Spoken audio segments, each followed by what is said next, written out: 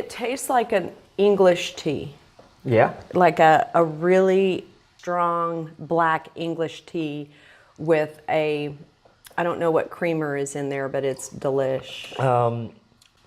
I didn't use like usually what they would recommend using. I wanted to like test it. Yeah. How does it feel? Yeah. How does it taste like? So I used like, Carnation cooking milk.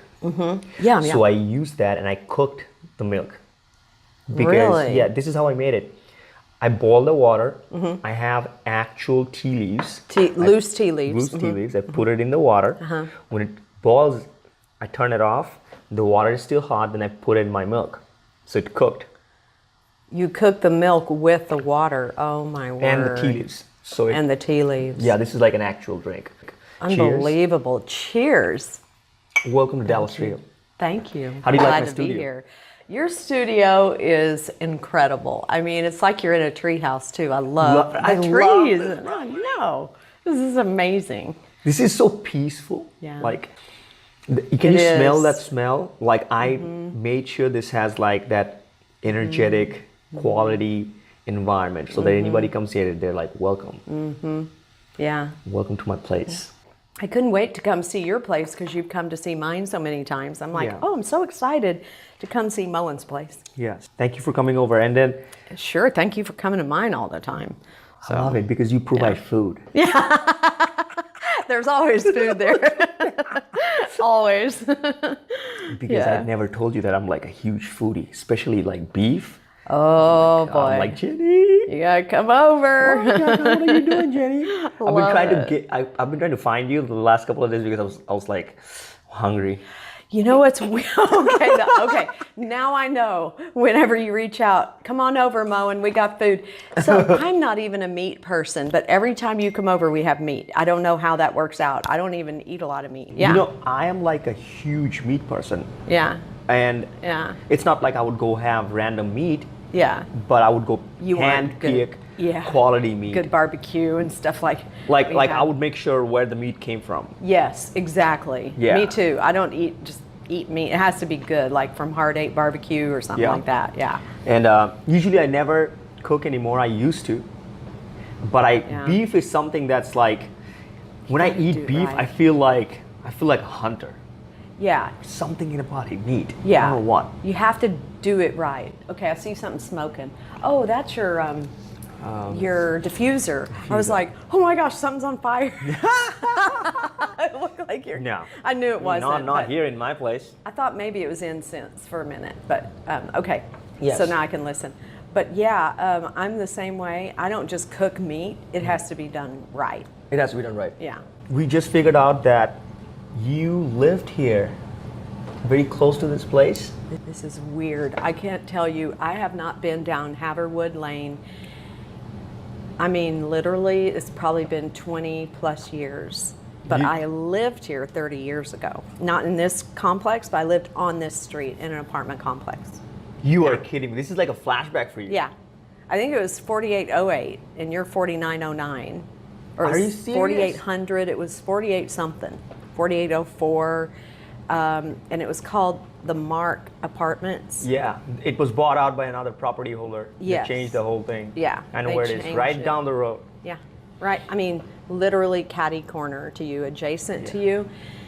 And so I was, let's see, you're 28? 29. 29, okay. I was 27 to 29 because I got pregnant at 28 or 28, and then I had my daughter at 29. So I got pregnant here on this, I mean, not right here, yeah, like but over there. This is the area. So this is where I lived. Yeah. This is a flashback you're watching, maybe like. Yeah, and talk about a whole different world. I was me, but I wasn't I wasn't really developed yet in who I am, as a person. So back then, what I had to, well, let me say this. It was a really, really tough time in my marriage and just in my life in general. And I wasn't where I wanted to be. I mean, I'm almost 30. I'm living in an apartment. I don't have any kids, and I wanted to have 2 or 3 kids, and my husband didn't have a solid job. And what I learned, though, was I had to depend on me. I was depending on somebody else, my husband, to take care of everything, and and that's not what happened. And so I had to step up and depend on me, and I got a great job, amazing job, and I did really well. I worked super, super hard. Okay, can I stop you, please? Because I think this is a problem, and this is an issue that a lot of people wants to hear more in depth. Yeah. So I really want to understand this. So you're 29. Yeah. You know, you're in a relationship. Yeah. I'm sure it was good when it started. You know, things happen. For a few weeks. For a few weeks. Okay. It was good for a few weeks. Few weeks, not literally, even months. Literally 2 weeks into it, I remember Moen saying, "Oh, shoot, oh shit, really." Why? I mean, because it wasn't what I expected. I thought that I would be free to be myself and be honest and be open, and that we had this relationship like you and I have. Like, I can say anything. I'm not going to, offend you on purpose, but I can be honest with you about something. And I just found I couldn't do that. That wasn't the way the relationship was. So I tried to change myself in order to keep that marriage together. So we had been married about 7 years when we moved over here. So that's a long time. So when you got married, the relationship was already, you knew that this is not what you wanted to get into, right? But there was love, and you didn't want it to, like, everybody doesn't want to offend anyone, right? I was not going to divorce my husband unless he cheated on me or hit me or hit my daughter. So why did you decide to get married in the first place? Like, was it that That's force? a good question. Was it the cultural thing? Like, you're 29 now, you're getting 30, you have to get married. What are you doing? Is that what it is? Yeah, it was. It was the expectations, and it was fear. So we had broken our engagement. We were college sweethearts, and we had broken our engagement, and that was the right thing to do. And then his sister came to me just as I was about to graduate, and I was scared. I didn't know what I was going to do. And she's like, "Jenny, he loves you. My brother loves you. You're the only one he loves. Would you give him another chance?" Yeah. And I was like, "Well, maybe."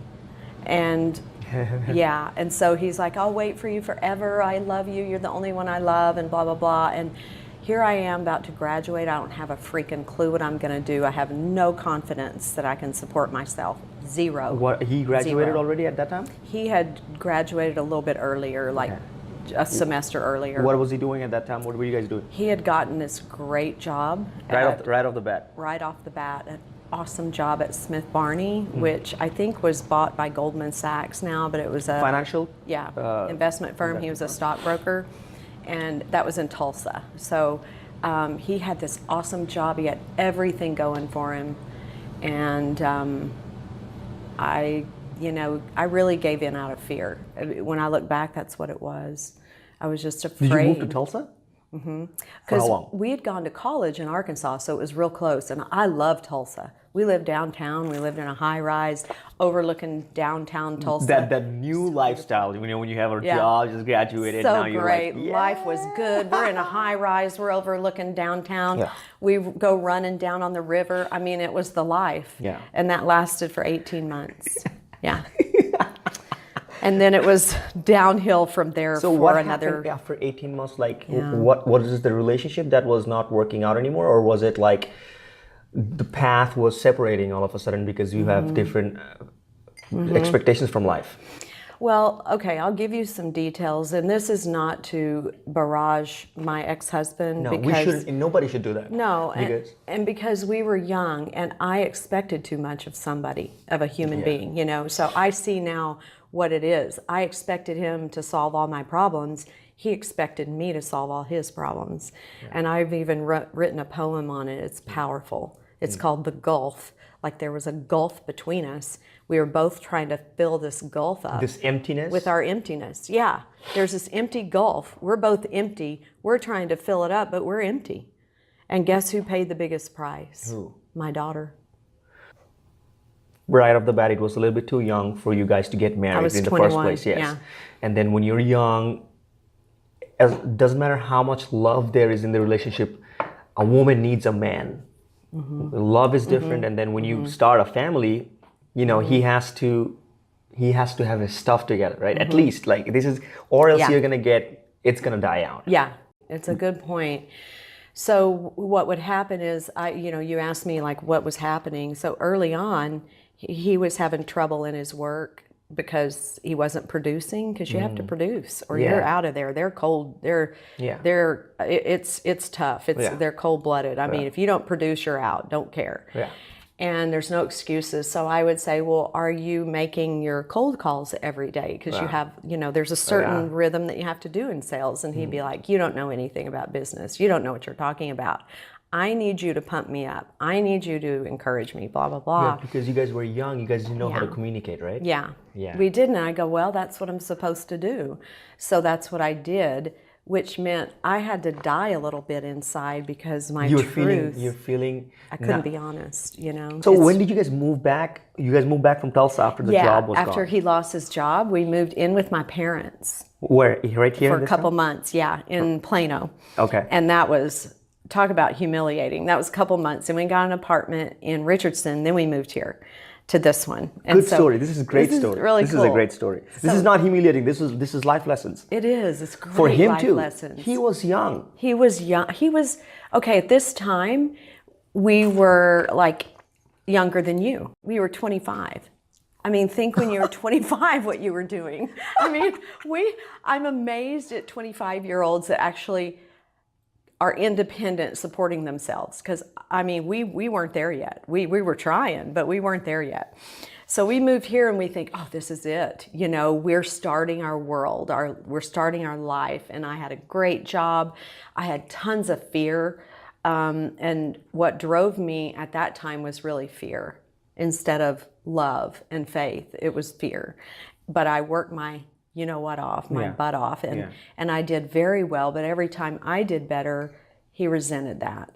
And because you were doing better than him? Yeah. Or you had a better job than him. Yeah, I had a better job than him. So, yeah. And yet he's very smart and had a degree in business, and I had a degree in psychology. It's not that I'm not smart. It's just I always saw him as so much smarter than me. Yeah. And that's okay. I was okay with that. So I expected a lot from him. So you had this idea of how a man should look like, which would distorted the reality of everything. Totally. And then also, he that hit his ego a little bit, when he had to. Yeah, every time. And so, like, he'd get a job, it wasn't going well, I would give him an ultimatum. Okay, if you're not at this level of sales, production, because he was a stockbroker. Sales is hard. And stockbroker is hard. If you're not at this level, then we really need to, by this time, by 12 months, we really need to figure something else out. So it wasn't like, I'm going to leave you. It's like, we can't do this forever. We can't be broke forever. I mean, I'm willing to make sacrifices. And so that's why I waited until 28 to get pregnant, because I thought that would give him time to get his career going, but it wasn't going. But I'm like, I'm not getting any younger, so I need to go ahead and have kids. So that wasn't a real great decision. Smart. Another question, do you think that, let's forget about, dating and all of that stuff, which happens when you're younger. Now, all of a sudden, you're getting ready to start a family. What would you say, like, how important it is before you get married, because this is something else than just dating, live with somebody, for the man and the woman to have a clear conversation about, okay, so how's this going to look like? Yeah. In terms of finances, okay? Like, let's forget about everything else. Let's talk about, like, how are we going to provide? Are we going to have kids in about a year or two? Yeah. How many do we want? How much expenses is it going to look like? Where are we going to live? What are we going to do? How is our life going to look like? Do you think before you start having those conversations in your head, you need to have your career together or whatever, at least finances? Like, how important is that? Yeah. Oh, okay. So that's kind of it's a double-edged question. It's, do you need to at least have your finances or your career together? And yeah, I love that question, because maybe your career isn't all together, but at least you have some savings, okay? At least you've got money, or you don't have big debt. But think about young people like you that come out of college, like you, and have all this debt.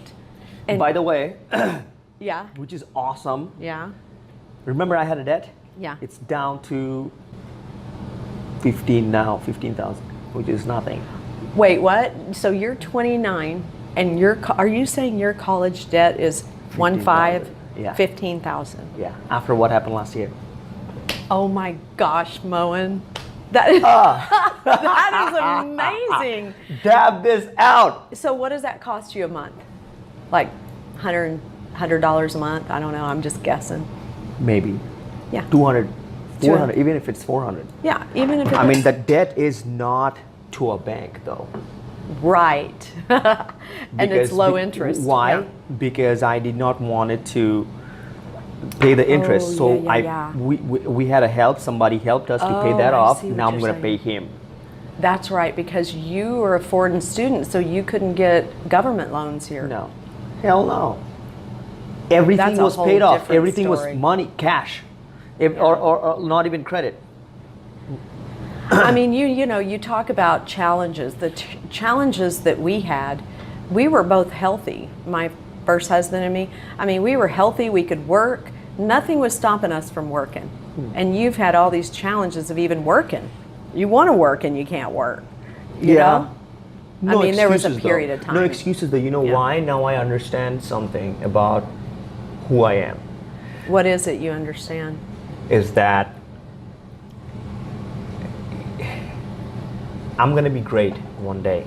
In order for me to be great, life had to squeeze some stuff and polish me out. You know, life was like, we need you to handle some business, some work, some responsibilities.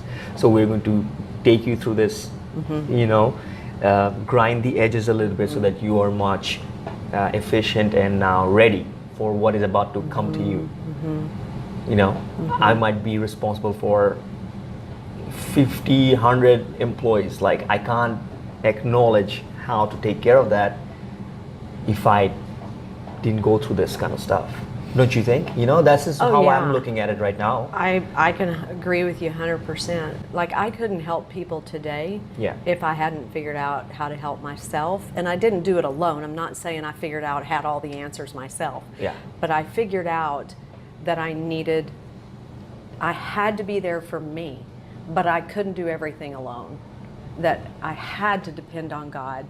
And other people were God with skin on. They were the people helping me get out of my crazy head, because I had all of these years of resentment and confusion. What is this resentment towards what? Well, you know, the way I looked at it back then, when I separated from my husband, I was 35, and I said to myself, I have given you the best years of my life. I probably said this to him too.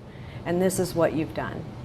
You've just thrown it away. Yeah. Or was it his fault really? Or was it both of you guys' fault? I gave it to him. I'm a grown-up, you know. I mean, he didn't take it from me. I gave him the best years of my life. You wanted to do that? Yeah. I chose to do that. So there was a point when I was holding Brittany, my daughter. She was 3 months old.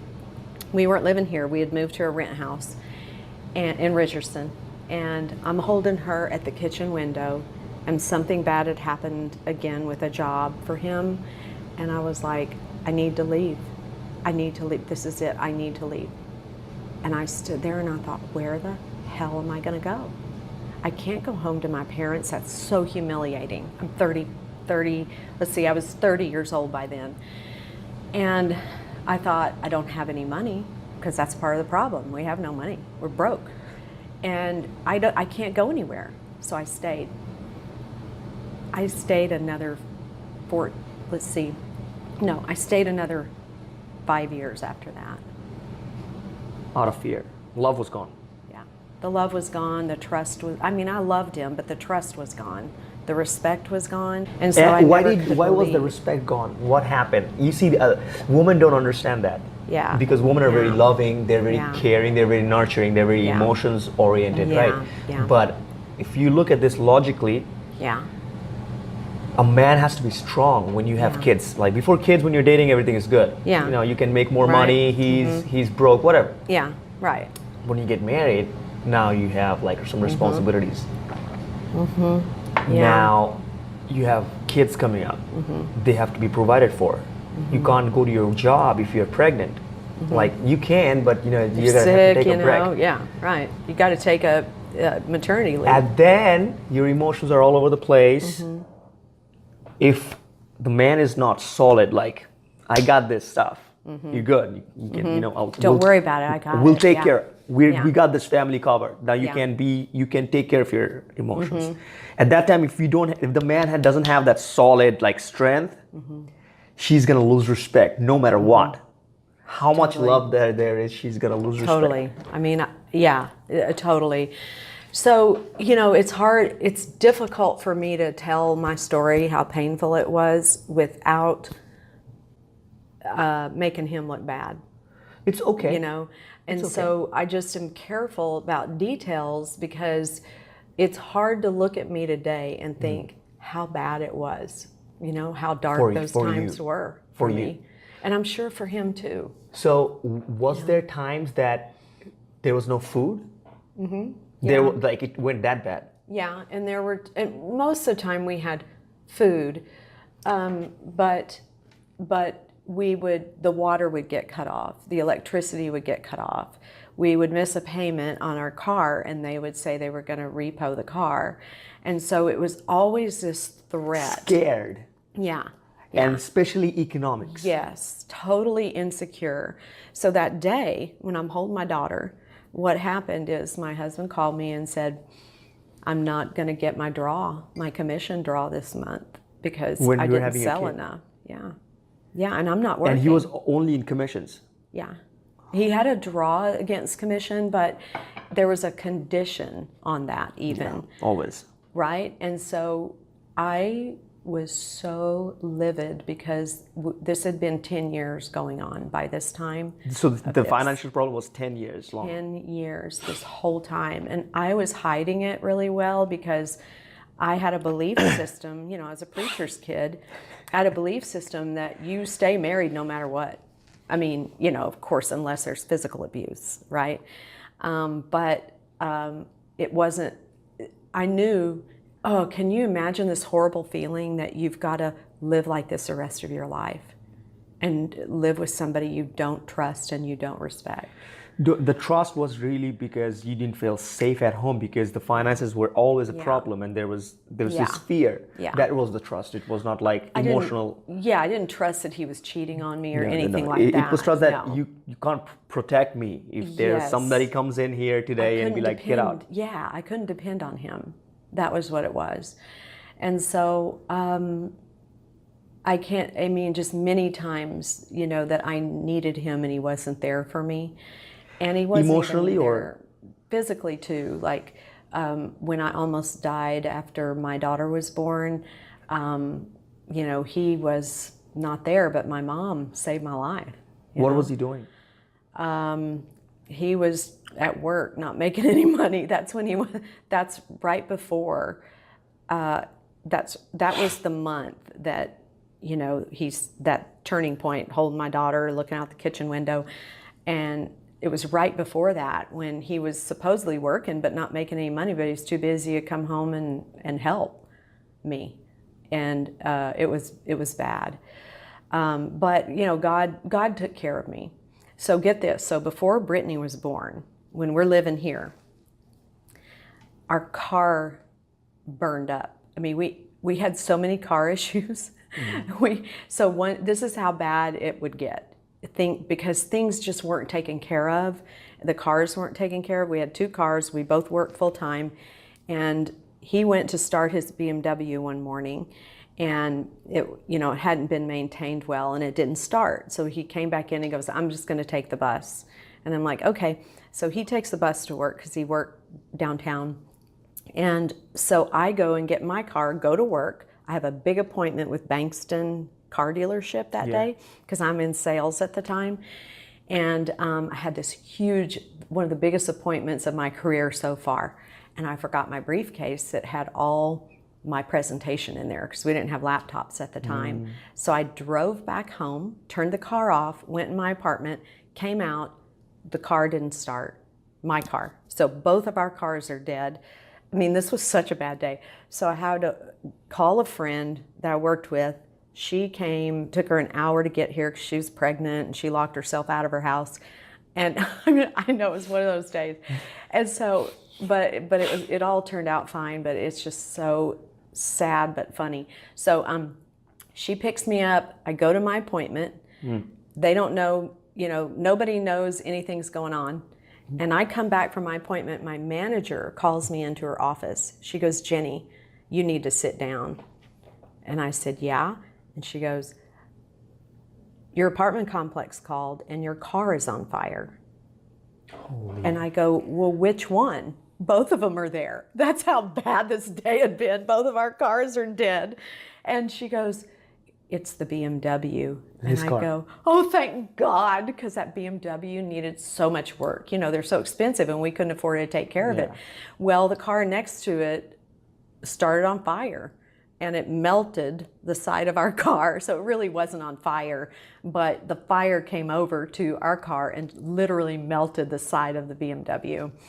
And so that's the kind of life we had. Just, it wasn't anything tragic, thank God, but it was that we were so down and then stuff kept happening. You're not on the right place and vibration was right. Everything bad that had to happen was happening. Yeah. And I was depressed and didn't know it. So yeah, it was hard. And when you went into the relationship, it was loving, it was good. You guys were compatible, but that's not all it takes to sustain a life. And how long did it take you to learn that? Probably 10 years of marriage. And when I realized this is not ever gonna be good. Not ever gonna be good. So would you think that, hey, before you go into a relationship or like marriage at least, you should be like, okay, let me see where you are and where you want to, like where you are right now. We'll talk about where you want to go, but where you are right now, because if you're not here right now, I don't know if you're gonna go, because everybody has a big talk. Yeah, exactly. I think a key for a relationship is how do we handle stress and bad stuff, okay? Because if bad things happen, which gonna happen? Yeah, and every time it happens, I go down more depressed. Then my partner needs to know that that's how I handle things, and can they deal with that? Can they help me with that, or am I helpable or not? Am I getting my own help? And then if the other person, like say you're my partner, let's say when you get stressed, you get all bossy and telling me what to do, and I'm depressed, and that's just a recipe for disaster. Yeah, it's like, it feels like controlling, but really what it is for you, you're in fear. You're just you are trying to take control because you don't want things to get out of control. And so it's so important to know how a person handles stress and handles threats to their life and to their well-being. Which is so hard to share with somebody because that makes you vulnerable. And a lot of times we don't know how we handle things until it comes. Yeah. How do you even put that into words and share with somebody else? That is so hard. And that is the key. That's why relationships are so complicated. And to me, it's a miracle that any of them work out. You know? But they do. But I think that you never know until you spend time with somebody, and you just have to go through life. You have to go through life together and give yourself enough time to see how those things play out. Yeah. So, coming back to Haverwood Lane after all these years, I'm sure it triggered some of the experiences that you you had before, and then now you look at yourself and How do you feel? Oh my gosh. I get chills at my life today. I'm just so blessed, you know. But I had to have a lot of courage to be honest about my marriage, and I had to ask for a separation. And then my first husband, I asked for separation, then he asked for divorce. And it was really hard. For both of you guys? For both of us, it was really hard. And it was so hard for, you know, to tell our daughter. It was so hard. How old were they? What was she was 6. Wait a minute. She was, no, she was 7. She was 7, and I'll never forget her begging us. Not to separate? Please don't, please don't. I love you, Daddy. I love you, Mama. Oh my gosh, I wouldn't wish that on my worst enemy. But at the same time, I had to be honest. I had to be real with me. You talk about real TV, I had to be real. And it was not pretty. I was super angry at the time. I was like angry about everything, and I couldn't see my part yet. But I do today. Okay. And it was both of us. You know, I was a grown-up. I gave him the best years of my life. He didn't take them from me, you know? Yeah. So I get that today. But today, I'm remarried, 15 years. Mr. Mead. Yeah. Mr. Mead, welcome back to The Real Talk. We're talking about you here. You owe me something today. Yeah, right. He, you know, he's dependable.